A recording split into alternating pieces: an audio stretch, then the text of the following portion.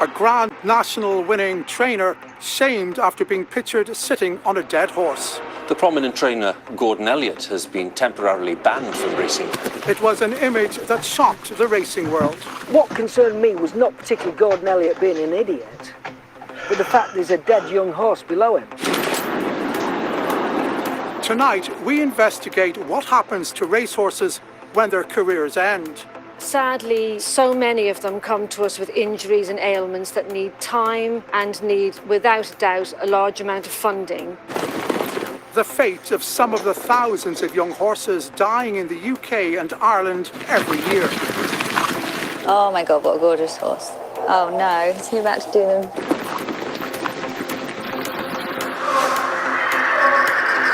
And we reveal how horses once trained by some of the biggest names in the industry have ended up here, in an abattoir where they're slaughtered. There's been quite a lot of animals that I'm concerned have not been killed well. If that's representative of how they're being killed, then we've got a really serious problem.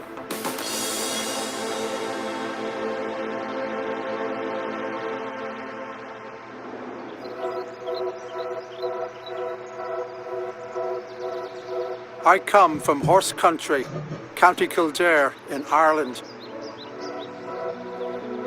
Growing up here, I know how much both the British and Irish love their racehorses. Many of the animals trained here go on to the biggest stages in racing. The defining stage. 300 years in the making.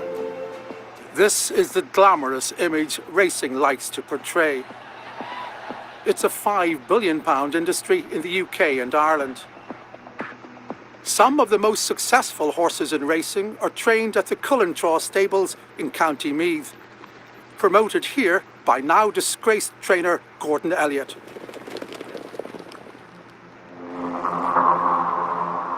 The dead horse he was pictured sitting on was a 7-year-old called Morgan.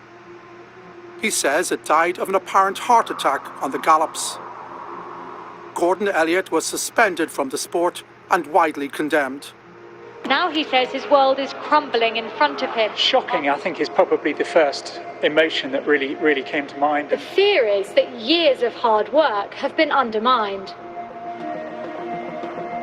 Gordon Elliott apologised and said the welfare of each and every horse under his care is paramount and has been central to his success.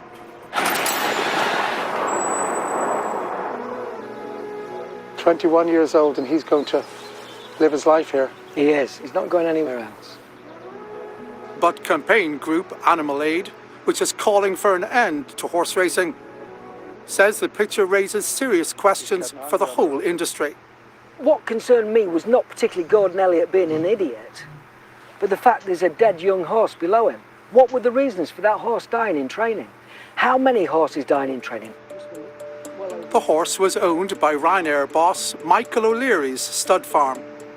Its partnership with Gordon Elliott has been one of the most successful in racing history, culminating in Michael O'Leary's dream of winning the Grand National. I went into my first bookie shop to put a bet on a Grand National without my mother knowing, and now to win it is a dream come true. One of the biggest names in jump racing, Michael O'Leary is now winding down his racing empire. His horses are looked after by a variety of trainers. Since 2015, of the 500 horses owned by his stud, 86 have died. That's more than 1 in 6.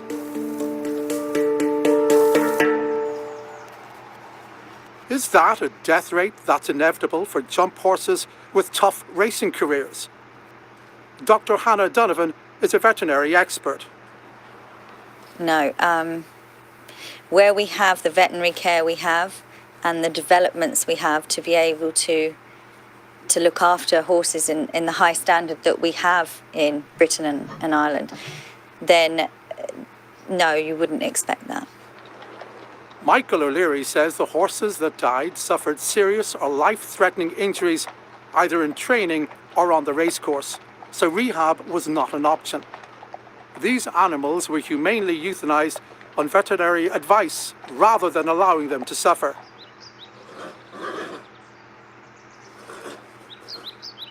Many horses live long and happy lives when they leave racing. So what are the rules when a horse's racing career ends? Daniel Mills is a professor of equine behaviour. The industry's own regulations recommend that you should make provision for all of the animals that you're responsible for. According to the guidelines, the onus is on trainers and owners to find lifelong care for their horses. And that duty of care extends to racehorses forced to stop racing due to injury. Euthanasia is not ruled out, but should only be used on a vet's advice to prevent a horse from suffering. Does a career-ending injury necessarily mean that the horse should be euthanized? No, it doesn't. It completely depends on the individual injury and situation. Some horses, if they have an injury, you can put time and often money into them to help rehabilitate them, heal whatever has gone wrong.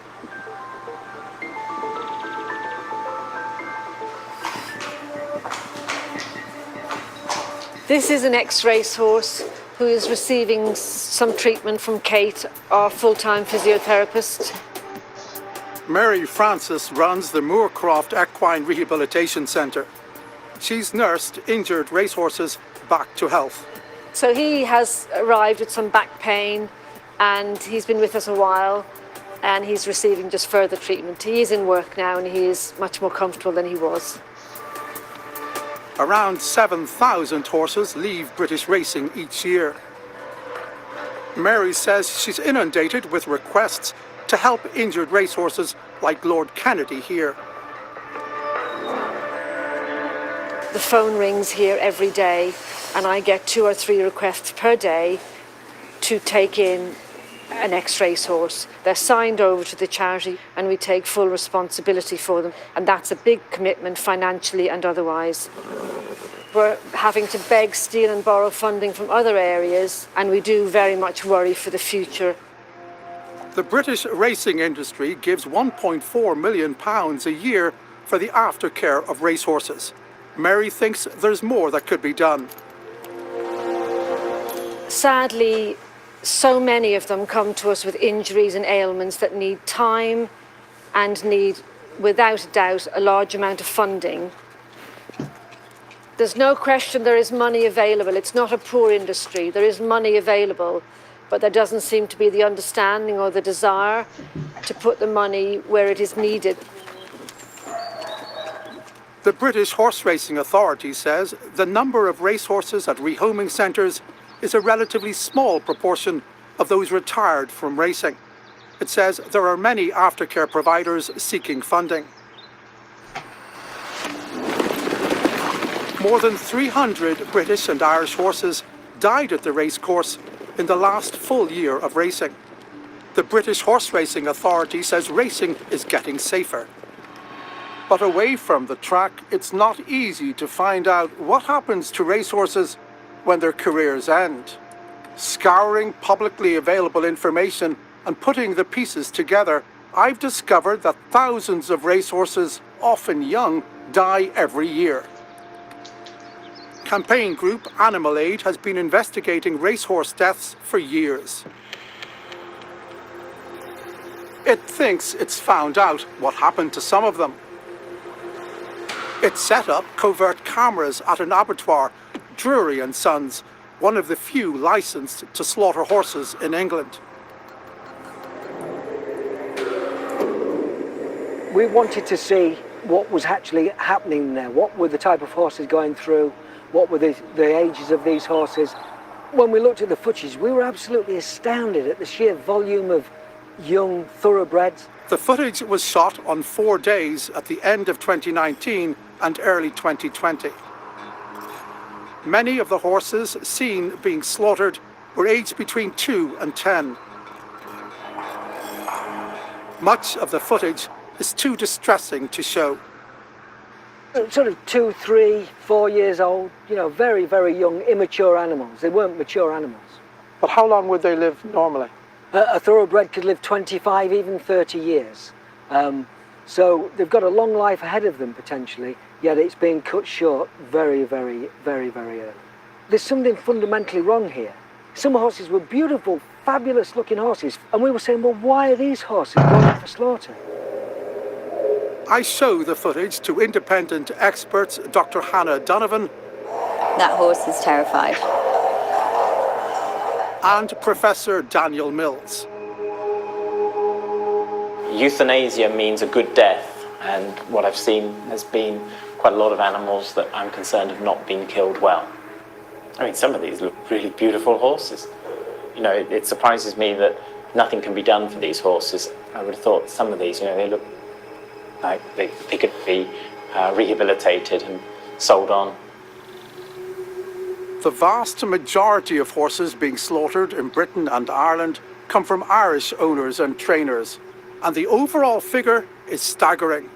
From the start of 2019 to the end of 2020 alone, 4,000 racehorses were slaughtered in UK and Irish abattoirs. It's not hard to construct an argument that the routine slaughter of thousands of racehorses brings shame on the racing industry. One thing is certain, it's not something racing boasts about.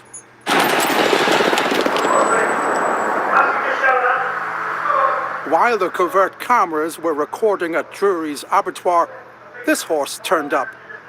According to its documents, it's a racehorse called Tammy's Hill. White flag is raised and they're off and running. Thousands watched as he raced in the Irish Grand National in 2015. Tammy's Hill is in contention, but at the fourth from last fence, he rears up with a leg injury. We see him struggling in the background. He was put down, his death widely reported. So how come, almost 5 years later, he seems to have turned up here? The answer may lie in the international horse meat industry. Although not popular in the UK, there is a sizable export market in Europe. To make sure humans don't eat horse meat contaminated with veterinary drugs like the anti-inflammatory bute, each horse must have a microchip and matching passport. Passports for horses are really important because medication they've had should be listed in their passport. If any horse has ever had bute, they can't go into the human food chain. Residues can cause problems in humans later down the line, causing an issue with humans' blood. But there have been criminal attempts to sell horse meat unfit for human consumption using bogus documents. The passport and microchip of every horse entering an abattoir should be checked on site by a vet, seen here wearing green, working for the Food Standards Agency, or FSA, to ensure correct identification. Ingrid, good morning. Ingrid Craggle is an expert in food fraud. So what do the fraudsters do to trick the system? If you have a horse that is unfit for consumption, but you want to sell it anyway to make as much money as you can, you need to get around the rules. And for doing that, there is quite a simple way to do it, is you need to falsify the passport. Fraudulently introducing this horse into the food chain can bring in a considerable amount of money. So does this explain why a horse going by the name of Tammy's Hill has turned up? Tammy's Hill did die at the Irish Grand National.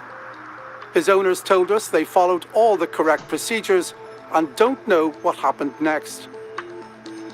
But Tammy's Hill's microchip has turned up in the neck of this horse, an imposter. Was it to cover up that the horse had been given bute? The FSA vet discovered the horse had two microchips, one belonging to Tammy's Hill and one to another horse. It was stopped from being sold for food. But this wasn't the only time a horse turned up at Drury's with bogus paperwork. We've obtained these confidential documents, and in here there's evidence that over 20 days there were at least 40 attempts to get horse meat into the human food chain with dubious documentation. These attempts were all spotted by the FSA vet. The abattoir says horses that are not compliant with current regulations are rejected and do not enter the human food chain.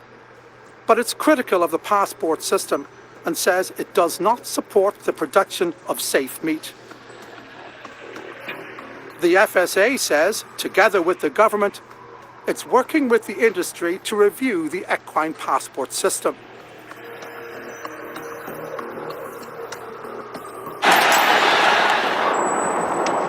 When a horse is slaughtered, there are strict rules designed to limit its suffering. Back with Drury and Sons, covertly recorded footage raises other issues. Lame or injured horses shouldn't be transported to slaughter if it's likely to cause unnecessary suffering. Drury's should know this. They were fined thousands of pounds after transporting a lame horse from Northern Ireland for slaughter in 2018. The covert footage filmed a year later reveals a severely lame horse at a farm owned by Drury's.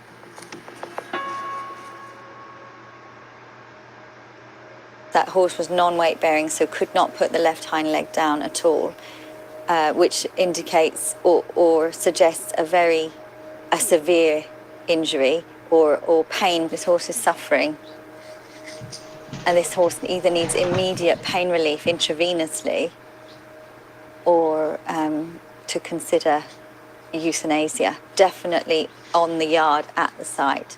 The footage appears to show the horse remained in that condition for at least a week. And it seems the welfare issues don't stop there. The scenes are so upsetting we can't show most of them. So we've got two horses that have come in together into the room, which seems quite unusual. The regulations are that an animal should not be slaughtered in sight of another. A gunshot going off is going to be startling, seeing another horse suddenly drop. Oh no, is he about to do them?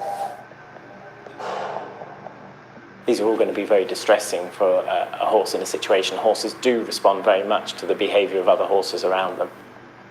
We see this clear breach of the rules 26 times. But even more concerning, the cameras reveal how the kill is sometimes far from instant. When you slaughter a horse, what you're looking to do is get the bullet so that it destroys the brainstem, which is where the consciousness is, and it stops the heart and the breathing as well. You've got to get the angle right in order to hit that bit of the brain. And if the easiest way to do it is to be right up close, and then you get the angle quite right. Here, the slaughterman shoots the horses from across the room. While the covert cameras were filming, 91 horses were shot from a distance. On this occasion, it doesn't look like the shot has been accurate. It doesn't look like the horse is even stunned. I mean, it's certainly the bullet has not been effective, and you can see it's turning its head. It seems to have got some control actually over its head and neck. The first few seconds, it looks like that horse is still conscious. Taking a shot from a distance at a horse, to me, that's completely out of order. If you're going to euthanize a horse, you've got to get the bullet in the right place, and shooting a horse from afar, as if you're on safari, is not the way to do it. If that's representative of how they're being killed, then we've got a really serious problem. The abattoir says it takes great care to maintain high welfare conditions and does not accept any form of animal abuse. It says where issues arise, it takes swift action to review and rectify them. All horses are humanely destroyed under the control of FSA vets who are present on the slaughter line at all times. So should the FSA be intervening? I think also what's perhaps shocking there is it looks like there's an official veterinary surgeon in place as well. And they have a responsibility as well to ensure that the law is upheld. The Food Standards Agency says it works closely with slaughterhouses to ensure animal welfare is maintained at all stages of food production. The government is currently looking at what can be done to improve enforcement and control at slaughterhouses. Across 4 days, we see 261 horses, ponies and thoroughbreds killed at the abattoir. Some of the racehorses who faced the slaughterman's gun had illustrious pasts. A number had been under the recent care of some of the most respected names in the sport. This video showcases Cheltenham champion hurdle-winning trainer Gavin Cromwell's facilities. He's on the board of the Irish Racehorse Trainers Association. And this is Beneficial Quest. He'd been trained by Mr. Cromwell. Here he is being led to the kill room. We asked Mr. Cromwell if he was still the horse's trainer at the time and knew about its slaughter. He told us he didn't want to answer our questions. Remember Gordon Elliott, the prize-winning trainer suspended for sitting on a dead horse? He's trained more than 1,300 horses. He says the animals in his possession are treated appropriately. He operates at all times under the advice of veterinary surgeons, and that he's rehomed a substantial number of horses. Well, you're about to see what happened to 3 horses that had recently been trained at his yard. High Expectations won £43,000 in prize money while racing. High expectations for Gordon Elliott winning this valuable prize. Vita de Rock was even more successful. Vita de Rock earning his owners more than £170,000 at courses like Cheltenham and Ascot. And this is Kiss Me Kate, who gamely struggled in the few races she was entered in. But it was when these horses developed career-ending injuries that things started to go badly wrong for them. Gordon Elliott says, in line with the owner's wishes, he gave Vita de Rock to another rider, and High Expectations and Kiss Me Kate to a horse dealer with an instruction to either rehome or, if not possible, humanely euthanize them in line with the regulations. But we've discovered all 3 would eventually end up on a lorry bound for England. Despite being injured, including one with lameness, the horses were taken by ferry across the Irish Sea and driven to southwest England. There were 13 more horses from elsewhere also in the lorry. If you have a lame horse or a lame animal at all, they shouldn't be transported. The pain and discomfort that they are feeling at the time will definitely be exacerbated by travelling them, especially long journeys like that. The horses were then unloaded and put in a barn on Drury and Sons farm. They're kept somewhere which is completely alien to them. This is going to be a very stressful situation. A week later, they were back on the lorry, being driven the final journey to Drury's abattoir, where they were held overnight before being led into the kill room. This is Vita de Rock. What a gorgeous horse. Oh my God, what a gorgeous horse. And this is Kiss Me Kate. Oh, what a lovely trusting horse. Look at that, coming away from the herd. How does she look to you? Oh, she's calling now. Right, see the ears there and trying to get back out. Worry. And this is not a one-off. More horses from Gordon Elliott's yard were given to the same dealer on other occasions and ended up slaughtered. No, that is not a humane process. Being transported 350 miles, potentially carrying an injury. The bottom line is, horses, if they are to be euthanized, could and should be euthanized at home. This is unnecessary suffering.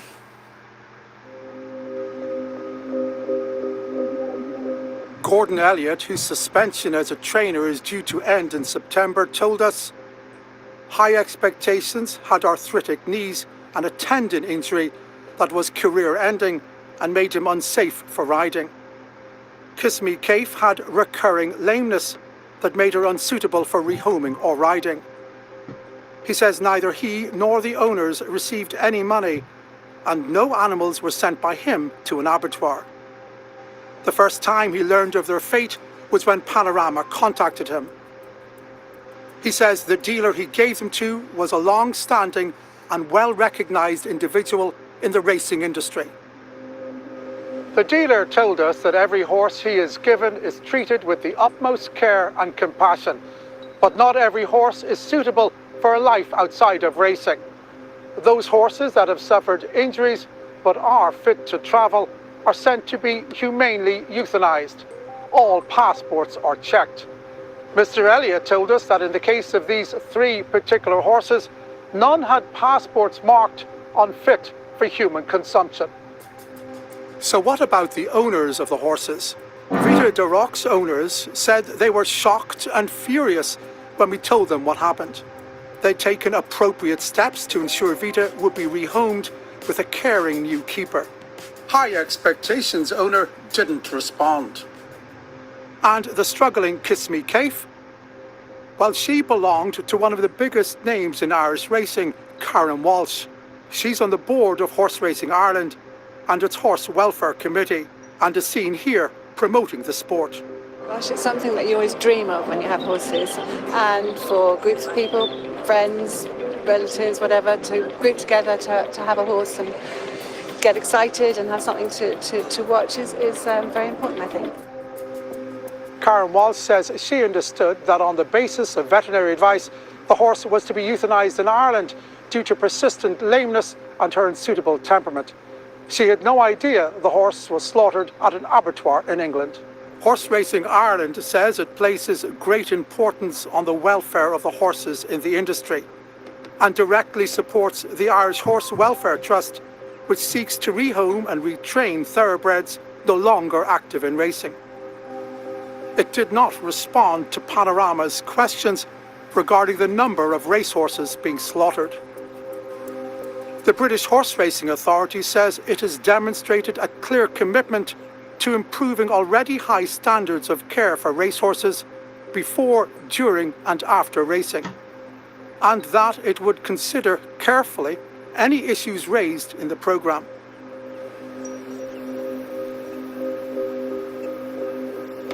I can understand why people are attracted to racing, because I was attracted to it myself. But because of the poor welfare record, the number of horses dying and being killed in slaughterhouses, I can no longer support that. And I think a lot of the public will feel the same way. Beneath the glamour of horse racing, there lies a dark side. Isn't it time those who regulate the sport of kings ensure all horses are treated with dignity and care at the end of their racing careers?